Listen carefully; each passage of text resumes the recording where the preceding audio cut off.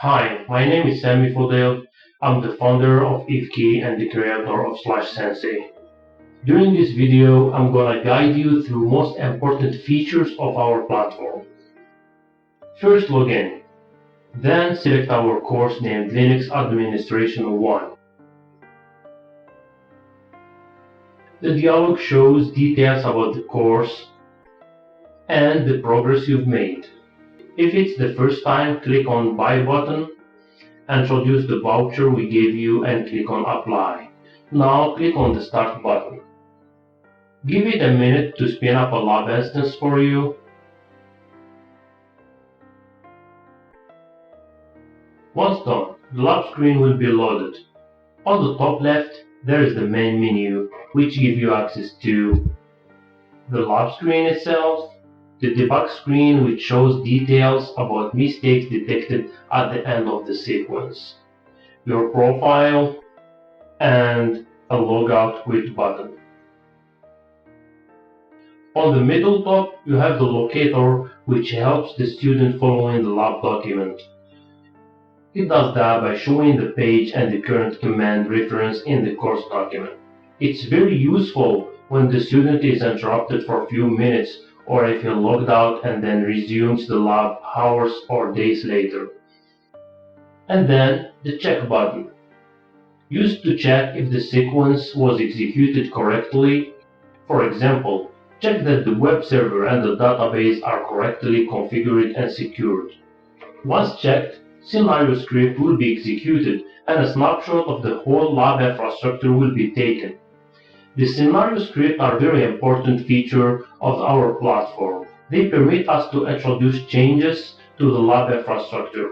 It could be used to introduce issues to be fixed by the student, create content, modify configuration, install packages, etc. The snapshot is important too because it permits the student to start the sequence over if he crashed the system or if he just made some mistakes like deleting configuration file or corrupting database. Let's demonstrate crashing the system.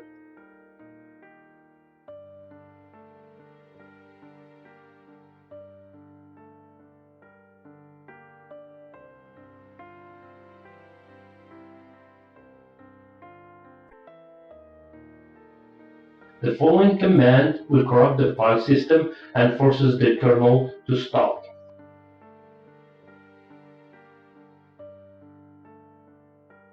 Now, to recover the lab, we just have to click on the sequence box. Next to the check button, each box represents a sequence. In this course, there's 10 of them. The sequence bar, as we call it, shows student progress and permits him to start over the current sequence as we just demonstrated, jump to a specific sequence.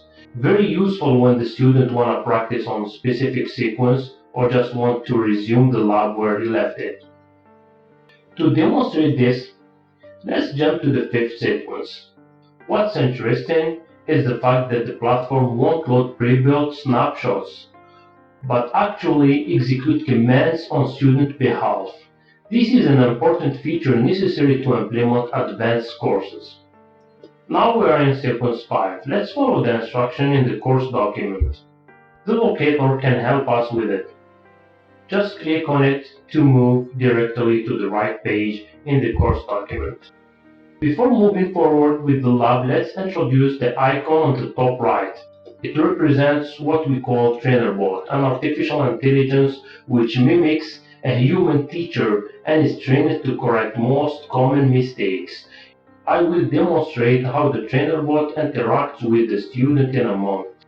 But for now, let's resume the lab.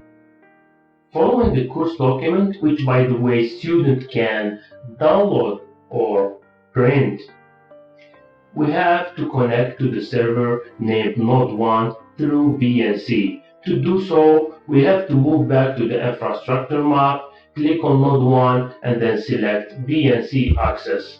But before doing that, let me show you the serial console access. The serial access is useful when the VM doesn't have graphical display or when the student has slow internet. Since the lab explicitly says that we have to use the BNC access, executing a command through the serial console will trigger the trainer bot. To demonstrate this, I have first to log in. Note the bottom right of the screen. The trainer bot will tell me to use TTY1, which is accessible through BNC. In case the student doesn't understand or has missed the message, he can still have more details by clicking on the trainer bot icon on the top right of the screen. Back to BNC, we have to log in using student user. Then on the shell prompt, we will execute the first command.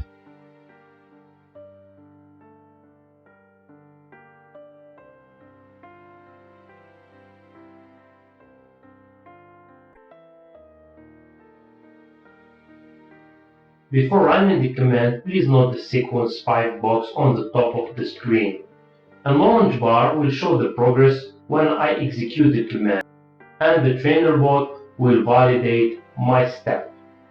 Now let's trigger one last time the trainer bot by making a mistake executing a command.